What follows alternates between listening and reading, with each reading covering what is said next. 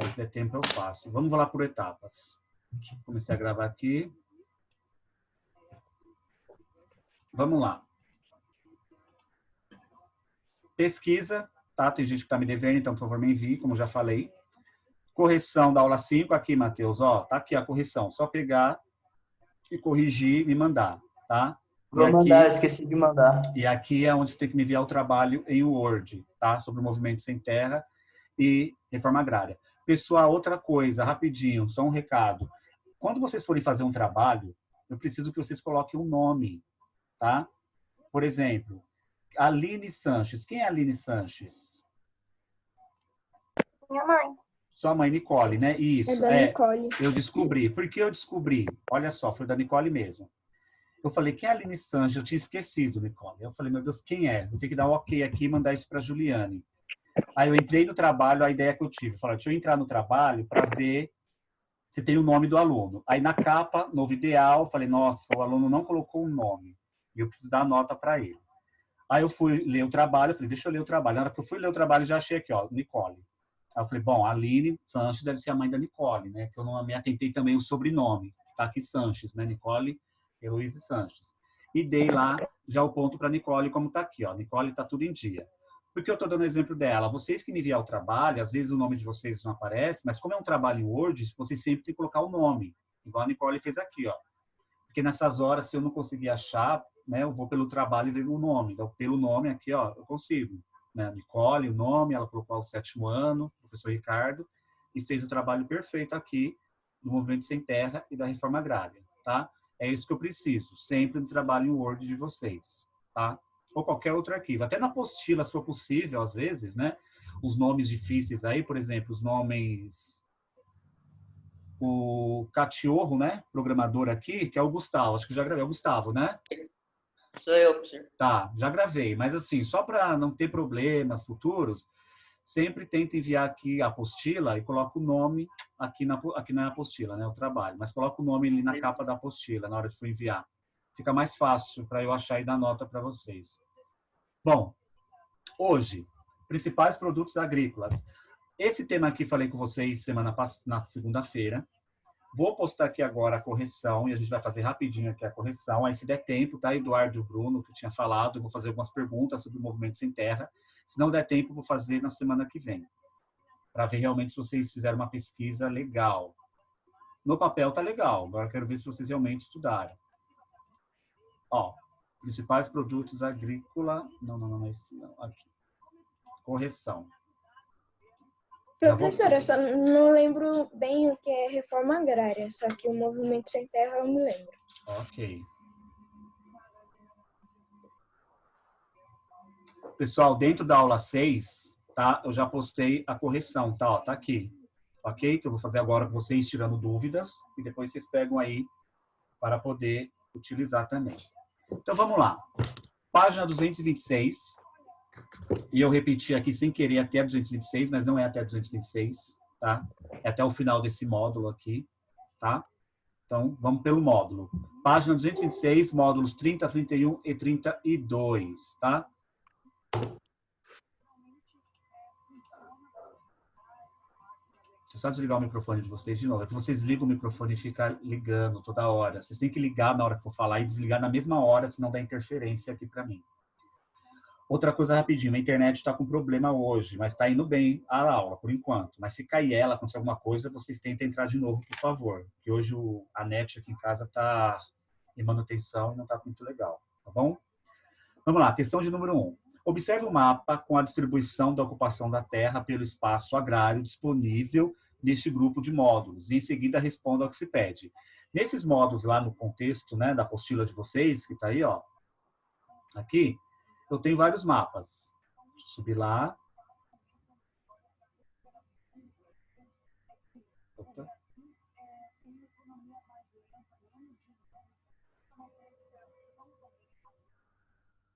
Vocês podem me acompanhar na apostila se quiserem, mas me acompanhem aqui que acho que fica mais fácil. Todo mundo vê de uma forma geral. Vai estar carregando. Oi, Bruno, pode falar. Que eu coloquei assim. Não, pera um pouquinho. Pera aí um pouquinho, Bruno. Deixa eu terminar de explicar e você fala a sua resposta. Tá. Tá? Concluir aqui. Achei que você ia fazer uma pergunta referente a isso. Aqui estão os mapas, tá? Essa questão tem um mapa aqui, ó, sobre ocupação de terra pela agropecuária em 2017. Tem, acho que um outro mapa aqui, ó, sobre a distribuição da produção de cana-de-açúcar no Brasil, tá? E alguns gráficos aqui. Essa questão de número 1, né? A letra A do número 1, era para vocês observarem os mapas aí e responder. Como se dá a distribuição do espaço agrário no Brasil com base nesses mapas aí da apostila, desse módulo aí, né? Da cana-de-açúcar, café e a soja, né? A importância da economia brasileira. Eu coloquei aqui, deixa eu falar primeiro a minha, aí você fala a sua, Bruno. A distribuição do espaço agrário no Brasil, né? Segundo a análise do mapa, com a distribuição do espaço agrário no Brasil, mostra que há no território nacional uma distribuição desigual, pois enquanto algumas áreas apresentam grande uso agrícola, outras são pouco utilizadas para essa atividade. Segundo o mapa, se vocês observarem lá e concordar comigo, né, há uma desigualdade, né, nessa produção agrícola. Em muitos, enquanto é concentrado somente em um lugar essa produção, em outros que poderia ter essa produção já não tem.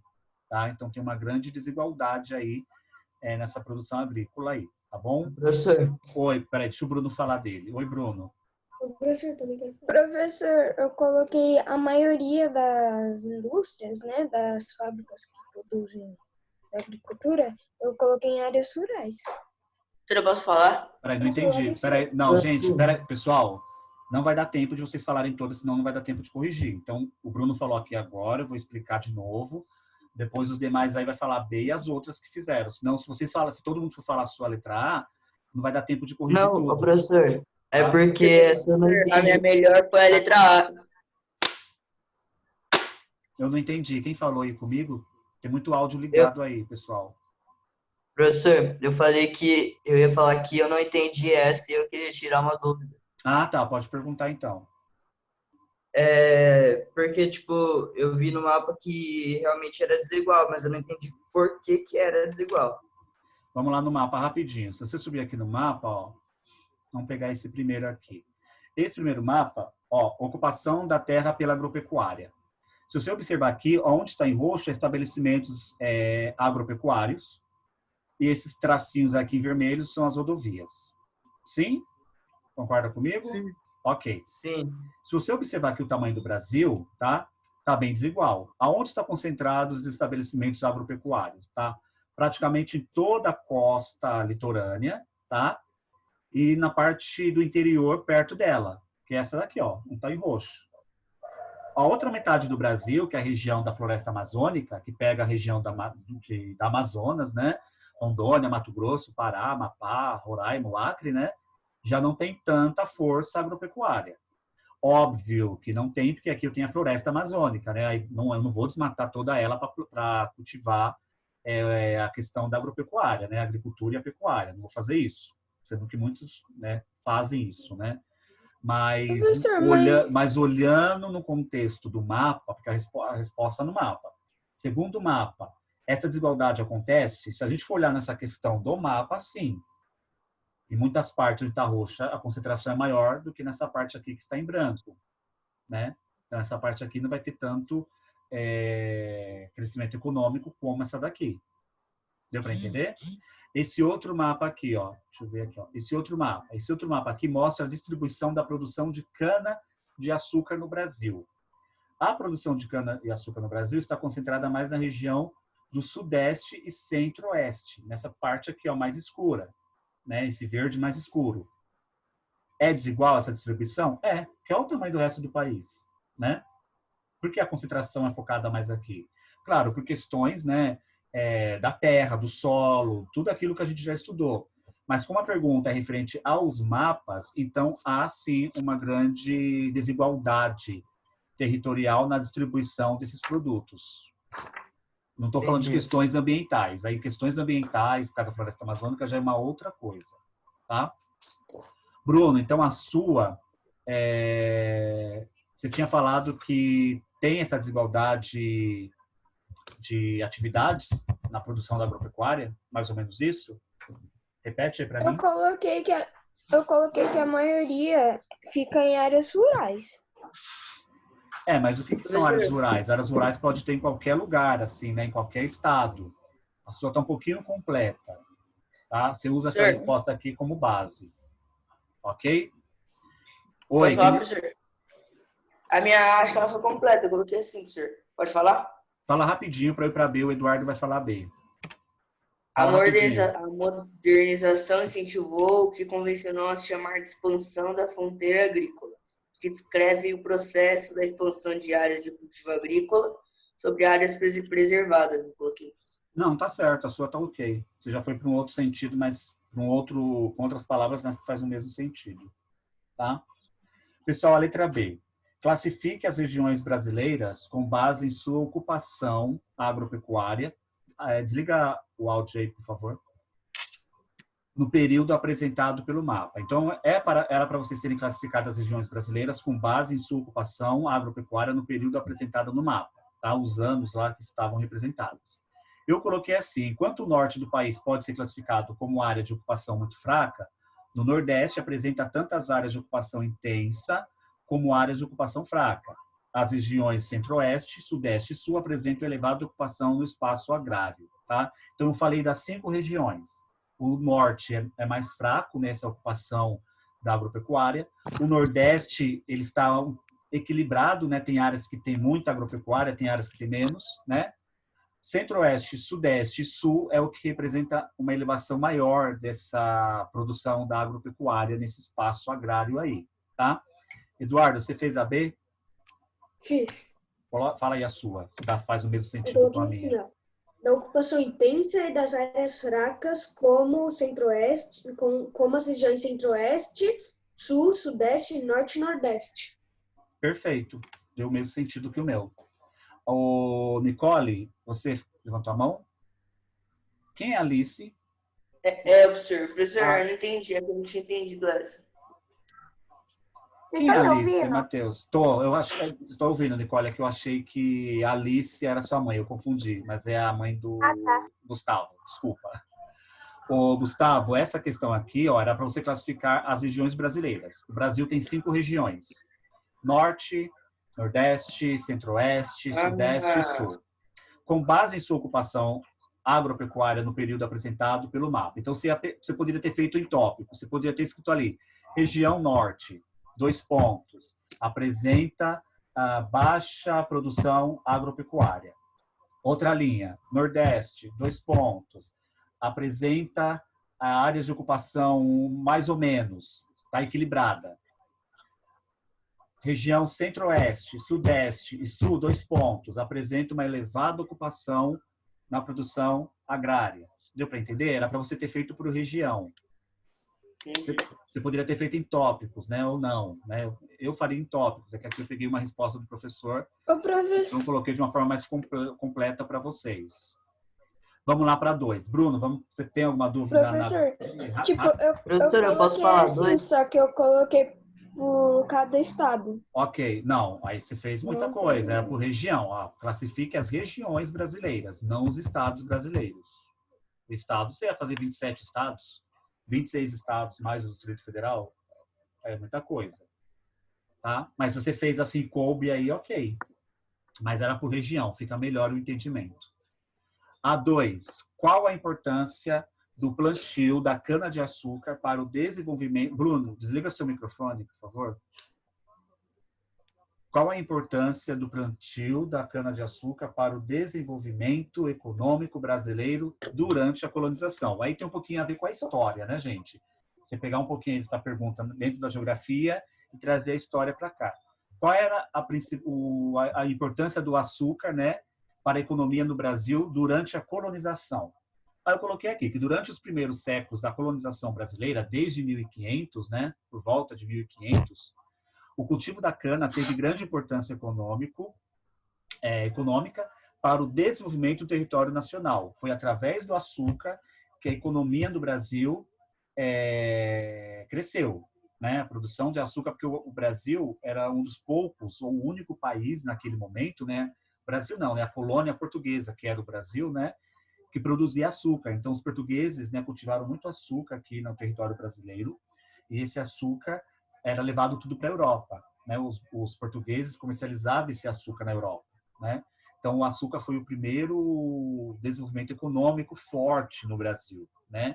Claro que todo o dinheiro no início ia para a Europa. Depois, né, com a independência do Brasil, ficou aqui no Brasil, né? E até hoje o açúcar é uma das grandes economias aí, como a gente já estudou, né? Os 3 produtos mais fortes agrícolas do Brasil, que é, né, a soja, a cana-de-açúcar e o café, tá?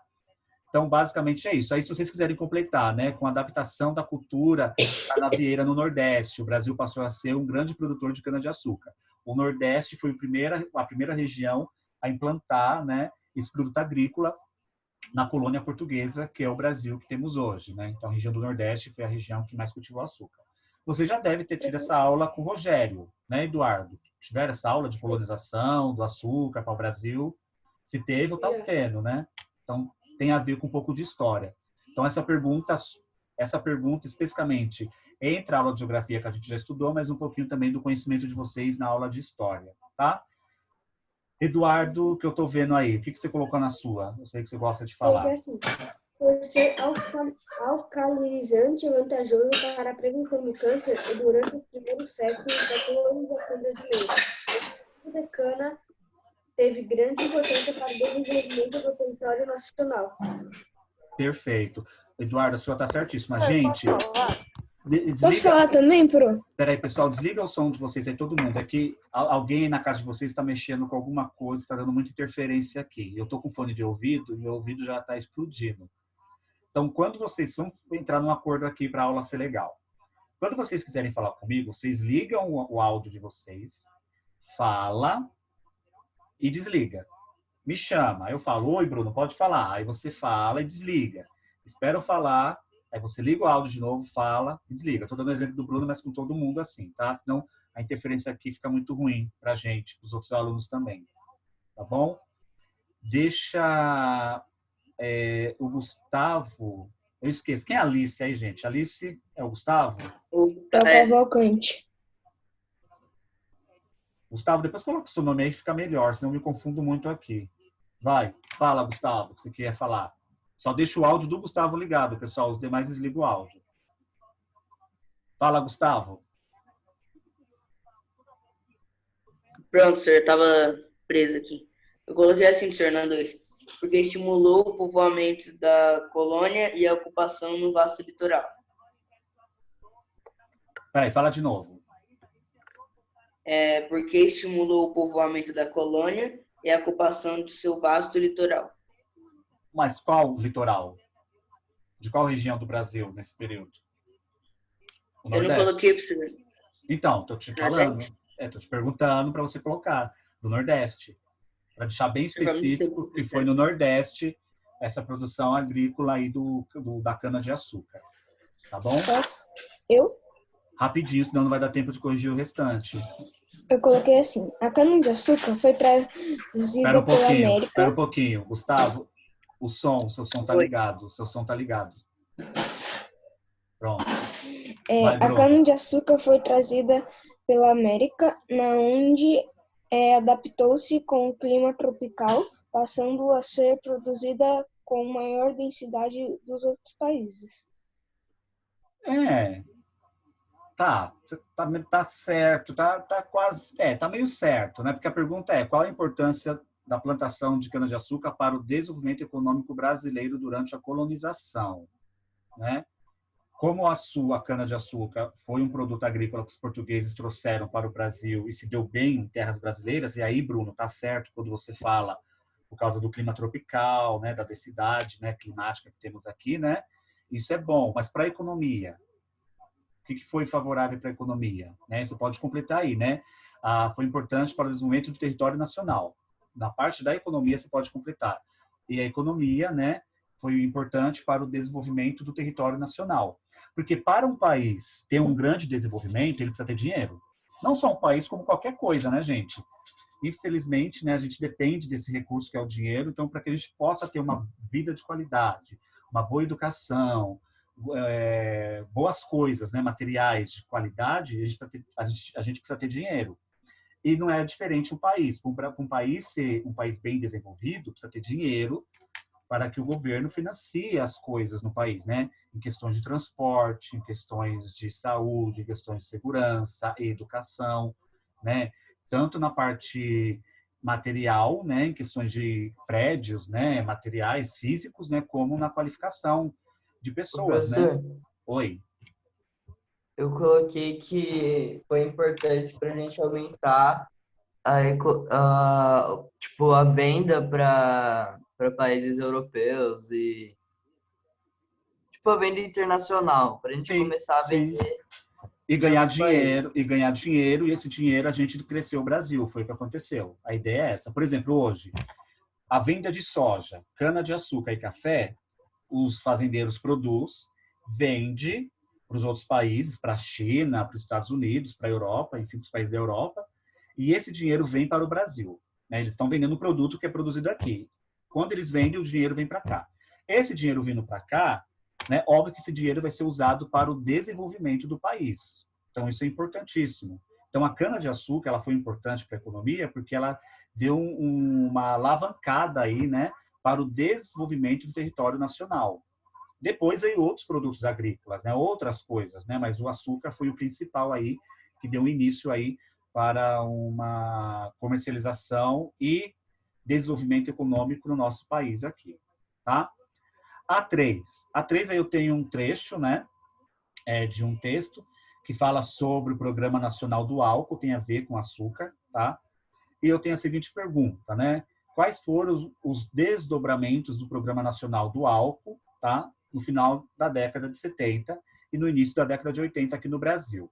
Bom, o Proálcool substituiu grande parte da frota automobilística brasileira, porque em 1970 o etanol surgiu aí com força, né? Tendo um concorrente aí com a gasolina. Então isso é bom. Óbvio que eu já expliquei para vocês, né, que o álcool é bem mais fraco do que a gasolina, dura menos, né? Por isso que ela é mais barata do que a gasolina. Dependendo do período da nossa inflação, às vezes compensa até colocar gasolina do que o álcool, porque às vezes é o mesmo preço. Teve um período aí que o álcool estava muito caro, não mais caro quanto a gasolina, mas o preço era diferente de 90 a 98, se não me engano, centavos, né? Então compensava colocar a gasolina, que a gasolina dura mais, né? Em questões de durabilidade, né? Em questões de poluição, aí já é outro contexto para a gente discutir depois. Mas o álcool, ele se torna mais barato. Então, é uma concorrência. Para quem não tem condições de colocar gasolina hoje, vai colocar o álcool. Então, na década de 70, o álcool veio aí com força, nesse, né? Programa do álcool, que a gente chama de Proálcool, né? Então, o álcool, né, veio para substituir grande parte da frota automobilística, né, os carros, né, brasileira, que era com base em gasolina, que passou a utilizar o biocombustível em detrimento do combustível fóssil. Essa política, né, aqueceu também o setor de produção de cana-de-açúcar, que passou a diversificar a destinação dessa produção. Então, a cana-de-açúcar já era produzida numa escala grande, né, para o açúcar mesmo, né, as bebidas derivadas do açúcar, enfim. Como o Brasil conseguiu tirar o álcool dessa matéria-prima também, que é a cana-de-açúcar, não somente o açúcar, mas também conseguiu tirar o álcool, né, para se transformar em etanol, então a produção de cana-de-açúcar no Brasil aumentou.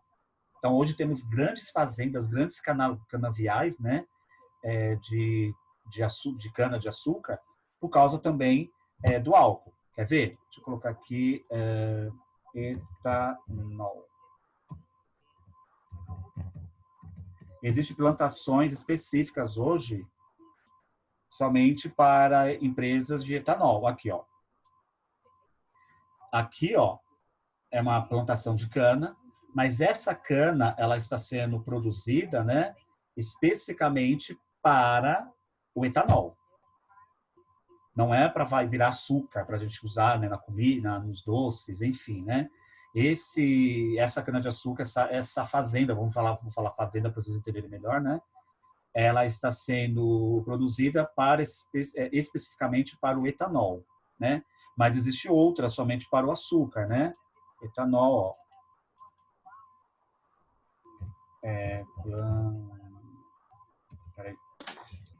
Professor, o etanol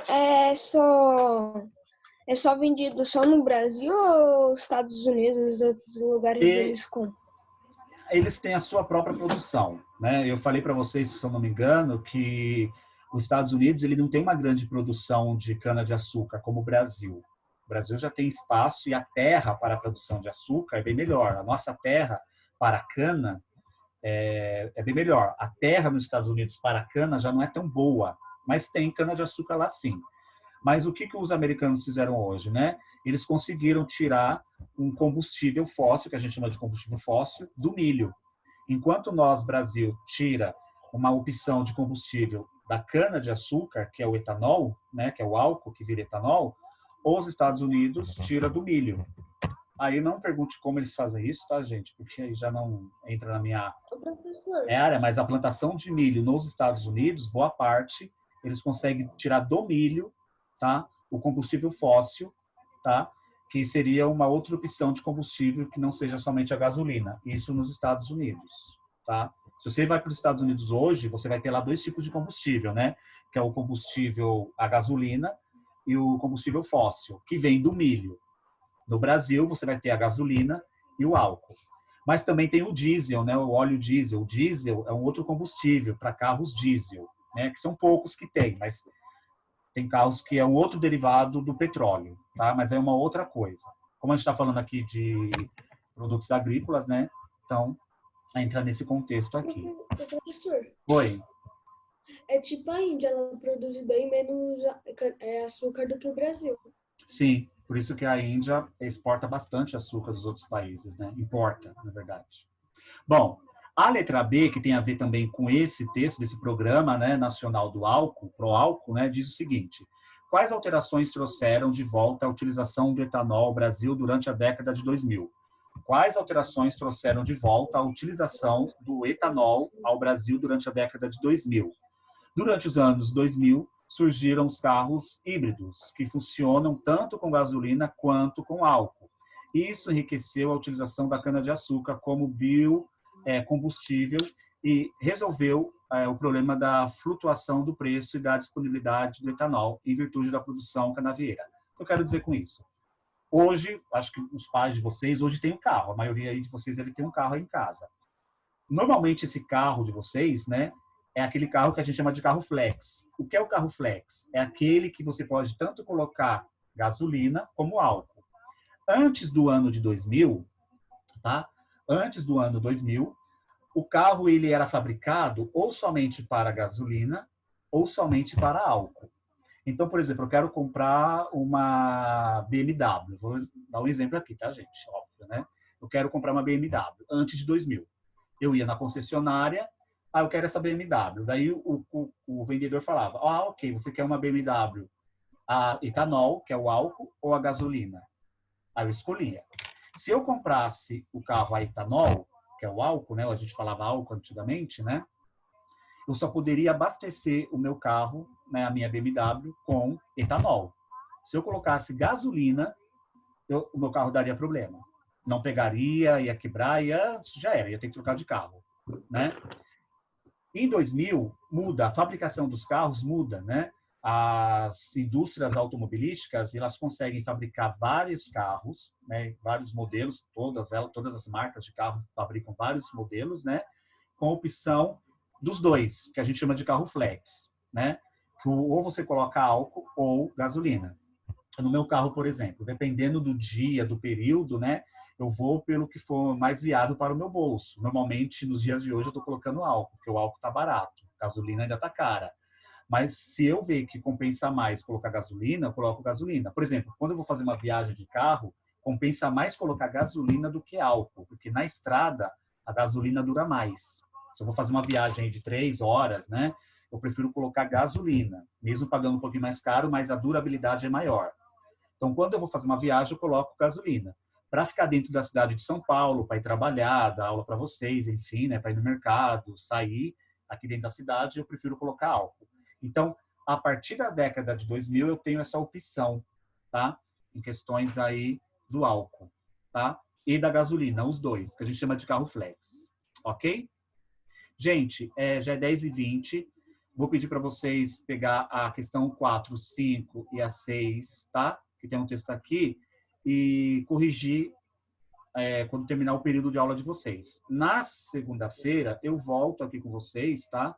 Só para a gente finalizar, tá? A partir da questão 4. Mas quem quiser já ir adiantando a correção, ótimo. Tá? Da questão 4, eu começo com vocês, senão vocês não vão ter o intervalo aí de vocês. Tudo bem? Então, eu parei na B da 3. Aí eu volto na 4. Mas vocês podem já pegar aí a correção e já fazendo. E eu volto